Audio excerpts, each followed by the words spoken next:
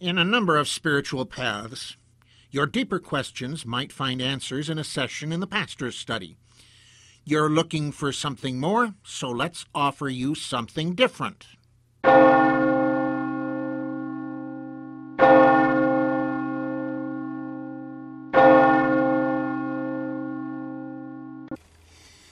Merry meet, blessed be, and welcome to another session in a very different pastor's study.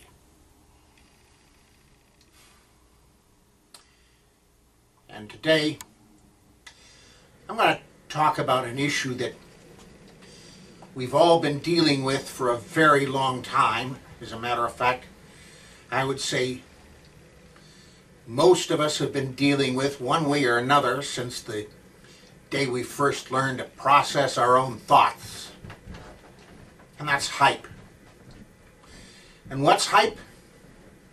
Well, a good basic definition would be something genuine that people overreact about. And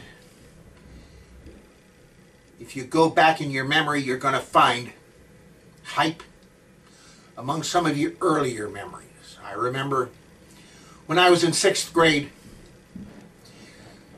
there was you'd call it an urban legend today, going around that if a certain political candidate got elected, kids were going to have to go to school 6 days a week.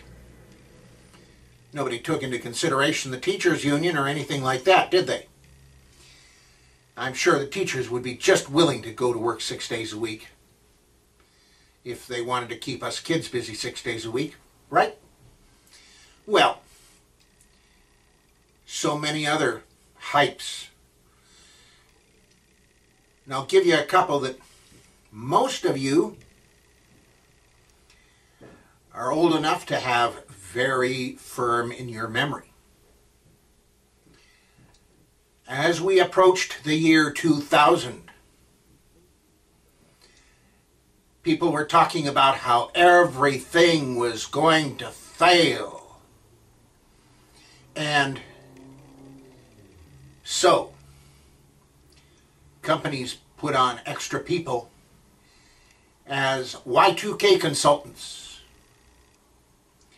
And some companies gave extra bonuses to people for taking on extra responsibilities to make sure. And the efforts worked. In other cases, the efforts were, are you kidding? You go into a store in those days and you'd see these big blue 50-gallon barrels for storing water because the water system was going to be going belly up on December 31st at midnight. And I remember hand crank radios. Yeah, there was a crank on the side that you could wind it up, and it had its own generator so that you could pick up the radio and the news on the radio even after the electricity went out. And here's another question. And it kind of goes in line with the one I asked about what the teachers union would say about the teachers having to go to work 6 days a week to keep the kids in school 6 days a week. Well, then here's the next question. If you have to wind up a radio because the power is gone, where's the electricity that's going to come from for the radio station that's supposed to transmit to the radio? Yeah. Well, we had a lot of that going on. A lot of work needed to be done because so much had been done on the assumption that the only thing you needed were the last 2 digits of the year. And I remember a few months of full-time effort in COBOL programming, going in and updating things to make sure that the system knew that December of '99 was before January of '00, and we just about got all of them except one. But you know, that hype was going on so much that after The first of the year had come and gone. The 3rd of January, an assistant manager wanted me to stay up in Portland instead of going home to Eugene, just in case something was going to fail. Well, it hadn't, and it wasn't going to. And she listened finally when I told her, okay, I'm going to call down there, and I'm going to tell her that you say that the phone system down there isn't working. Of course, I'm going to be calling on the phone system down there. She listened. Well, okay, that hype. And then, of course, 9/11. And people were suggesting that we wrap our houses in blue plastic. And we call in to whoever any suspicious activities of our neighbors, or if our neighbors are reading the kind of books that aren't approved of anymore, or if they're speaking enemy languages. Oh yeah. Hype. And now the current hype is 2012, December of 2012, having to do with the Mayan calendar, and people saying that it's going to be the end of the world. Well, there are some things that may well happen then, because the Mayan calendar has been pretty accurate over the centuries. However, the end of the world, I don't think so. There may be some jolts, some nasty jolts, because, well, for one thing, it's about that time that there's supposed to be a nice big solar flare. And if you're familiar with electronics, a term called EMP, electromagnetic pulse. Now, most of the time, the EMP from a solar flare isn't that much to worry about, but if it ever is enough to worry about, then solid state electronics, like what you're listening to me on, and what I'm sending this to you with, are going to be pretty much destroyed. And we're going to have to get new ones. And that's going to take a while. And we're going to appreciate our communications all the more when things get back in order. That's one possibility. I'd like to offer you something else.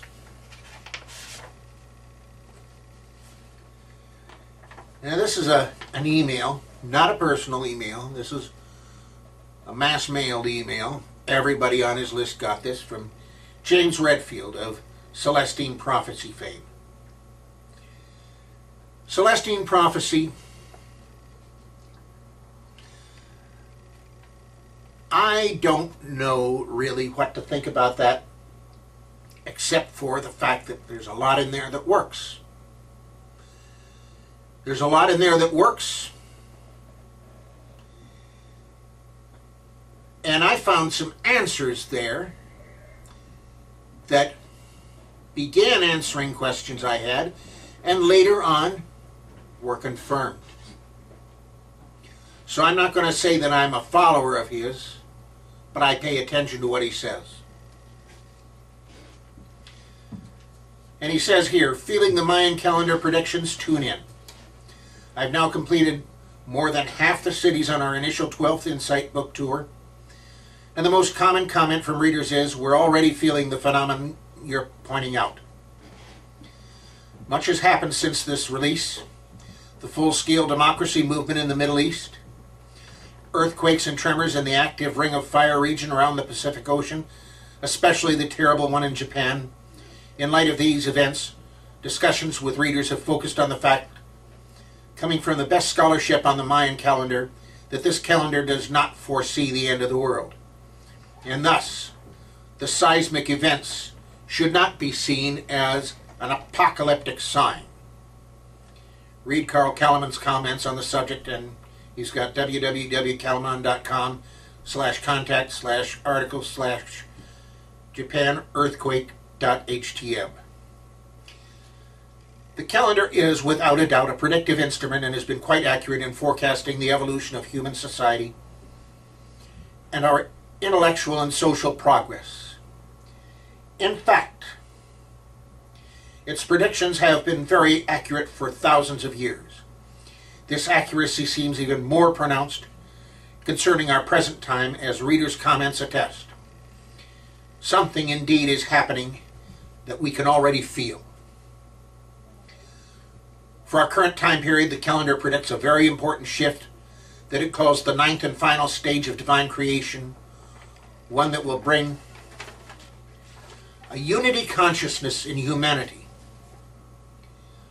When was it supposed to begin? March 9th, 2011. What precisely have we been feeling? Clearly, exactly what was predicted. More unity consciousness with each other. Regarding Japan, it feels like a new level of emotional empathy with what people there are going through, as though it is happening to ourselves or a family member. Regarding the democracy movements, we are more connected and supportive, because the urge to confront corruption is something we're all feeling at the same time. Gee, sounds like something I just said on The Secrets in Plain Sight.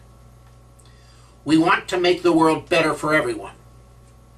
Yet in the 12th Insight book, I argue that what we are feeling is coming upon us in a series of integrations, small shifts in clarity about the matter. In other words, we're getting more connected, not just with each other, but with the rest of ourselves, our higher right brain wisdom, which feels like a greater intuitive step in directing our lives. The Mayan Calendar inscription suggests this new unity consciousness is coming into us in stages, metaphorically like one would cultivate a garden, only it is a consciousness within ourselves that we are cultivating. First there is the seeding or intention to cultivate. Then there is a sprouting, then leaf formation, and so on, each symbolic of a shift in consciousness that can be proved to oneself every step of the way.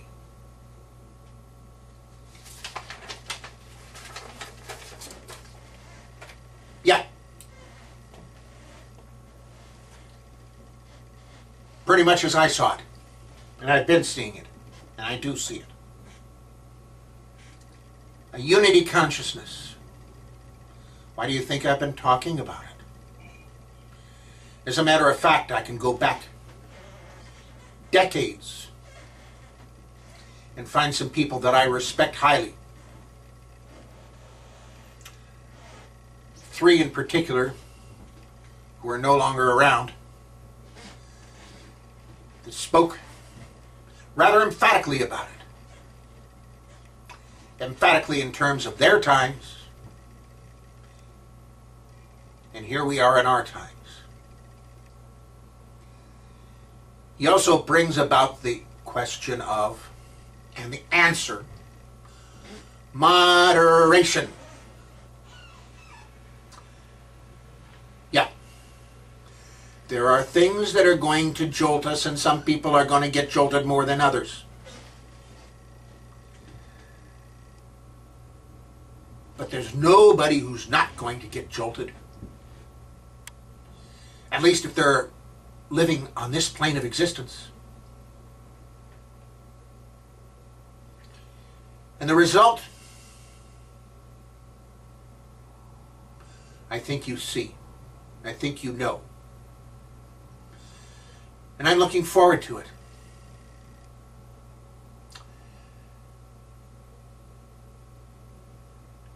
So on the general question of hype, yeah, reason, moderation, and what's really going on here, and what do we really expect it would happen. On the specifics of what people are talking about now as being in the near future, yeah, I don't think it's time for the apocalypse yet, if there is even going to be one. Then again, there are people who are already in the middle of their own, aren't there? But for the most of us, we've got something that is going to be a transformation. And it's a transformation that a lot of us have been waiting for.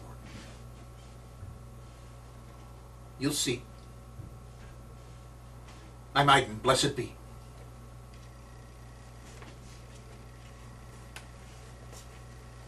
Uriel's Gifts and The Secrets in Plain Sight are sponsored by the Temple of Gaia. At Temple of Gaia, we don't train you to our path. We show you how to find and pursue your own path. Above all, we tried to provide a great place to come together and to share. We're located in Collingdale, Pennsylvania, just outside of Philadelphia, and wherever cyberspace can be reached. To learn more, visit our website at templeofgaiainc.org or our meeting place in cyberspace at templeofgaia.ning.com. Thank you for coming. Feel free to return at any time. We intend to always have something for you here. Blessed be.